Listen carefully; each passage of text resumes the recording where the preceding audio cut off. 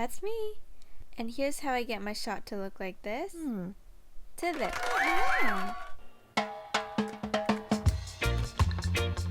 So, Dehancer was nice enough to let me play around with their film emulation software, and I'm liking it so far. Let me show you. And here we are in Adobe Premiere Pro, where the magic happens. This is my footage. This came directly from my Fujifilm X-D4, no color grading, just raw like this, and I think it looks pretty good on its own because I love my Fujifilm and the color stories, but I feel like we can do better. So we can take it up a notch by adding that Dehancer plugin. So you just go to Film Emulation under Video Effects, drag and drop it, and there we go. Ta-da! So you can get started playing around. As you can see, this is before and after. Beautiful, delicious. And there's a bunch of different nodes that you can play around with. The first one, input. You can actually specify which camera you use. They have basically all the cameras there, although I did not film in log format, so I could not match it up correctly. But you can just use Rec 709 in that case. You can still use it without specifying the camera. You can even change the temperature comp in that. A lot of different options. As you can see, all the different nodes here. Let me just close them. And I'm just going to go over my favorite ones, the ones I enjoy the most playing around with my footage. The first one here is the film node. They have a bunch of different presets. There's basically one for everyone, every occasion. Like for this one, if you're doing like a sci-fi thing, that would be fun. Or something like this, black and white. I like more of the natural stuff, so just find whatever looks the best in your case. You can even push and pull the values here. And yeah, this one's really fun. You can enable and disable them to check what it looks like without. And the next one I like is print. You can change the output look of it. As you can see here in the faded film, this really gives it some character. I like the glossy print. You can just see the difference here. It's really fun to play around with. The next one, my favorite, halation. Beautiful. In combination with the bloom, I think it's just delicious. It's so filmy. It's like that Pro Mist filter without buying the filter, and I think it just adds so much more to it.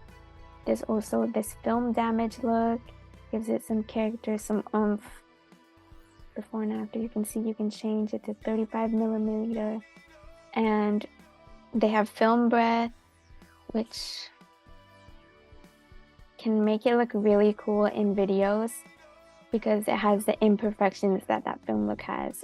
This one's my favorite. I said favorite like 10 times, but this is my other favorite. It's the overscan. You can get this really cool look with your footage that really adds some character and some, fun, silly, goosey stuff to your footage. If you're doing stuff, you can change it to vertical, horizontal, and just play around with exposure to get whatever look you're really going for. I love adding this to footage or intros, or just like when you want to add something different. You can even flip it, but yeah, that's a really cool feature. Vignette, of course. Everybody loves a vignette. You can add that. And this one I really like, monitor, because after a while of color grading, you can kind of get blind to what is clipping, what is not. So for this, you can really see the values and what is going crazy, haywire. And then output. Finally, I like to do this if I want to tone down the color grading, tone down the emulation if I did too much. And finally, you can just export as a LUT. They also have an online website version if you go to online.dehancer.com. If you need something quick and dirty, I'm just dragging my favorite animal as a photo example. The Highland cow. Gorgeous. And as you can see, they have a bunch of film presets again that make it really easy for you if you need something fast. I'll just go with this one. And you can change effects, color, lighting, You can even add grain, reduce grain, add bloom, halation, vignette, and yeah, it's another option. So, is Dehancer worth it? Great question. I would say it depends on what software you already have and what kind of content you make.